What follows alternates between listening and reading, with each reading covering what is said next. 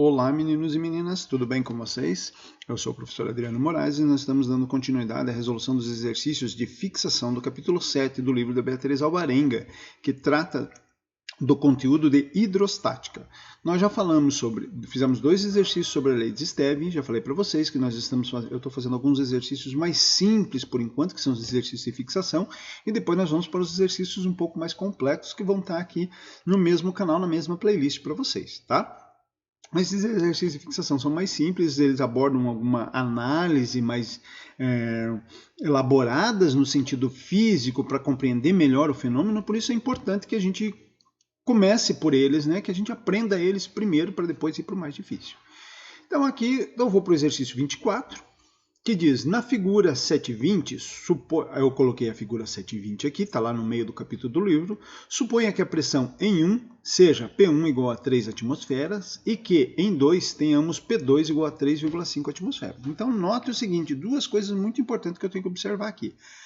Em 1, ele me diz que eu tenho uma pressão P1 igual a 3 atm, atmosferas, e em 2 ele tem uma pressão P2 igual a 3,5 atm.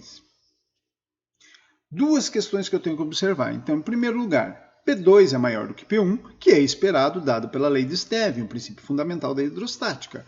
Quanto maior a profundidade, maior será a pressão. Segunda questão é que ele está fornecendo aqui a pressão em atmosferas.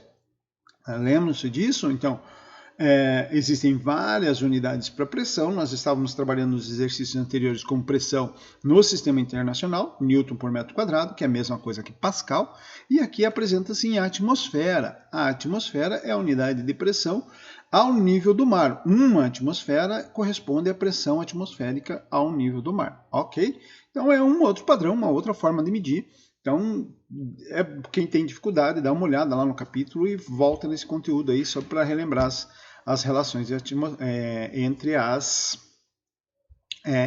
unidades, ok? Bom, vamos seguindo. Se por meio de um pistão, então ele tem esse pistão aqui, isso aqui é uma seringa, né? Só que é fechada aqui, então ele pega o pistão e pressiona. A pressão em 1 for aumentada para 5 atmosferas. Então, essa pressão em 1, ela vira uma pressão em 1' igual a 5 atm. Notem de novo ao ler o texto. Se por meio do pistão a pressão em 1 for aumentada para, não é em 5 atmosferas. Se fosse em 5 atmosferas, ela teria 5 atmosferas a mais do que tinha antes. Agora não, ela foi de 3 atmosferas para 5 atmosferas.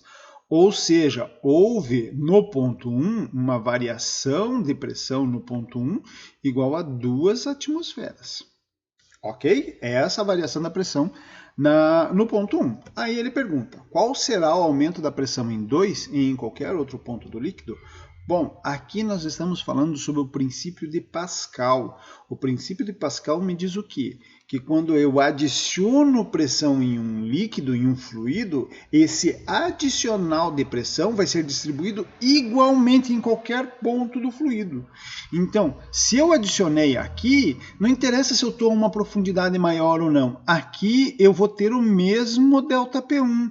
Aqui eu vou ter o mesmo ΔP1, aqui eu vou ter o mesmo ΔP1, aqui eu vou ter o mesmo ΔP1.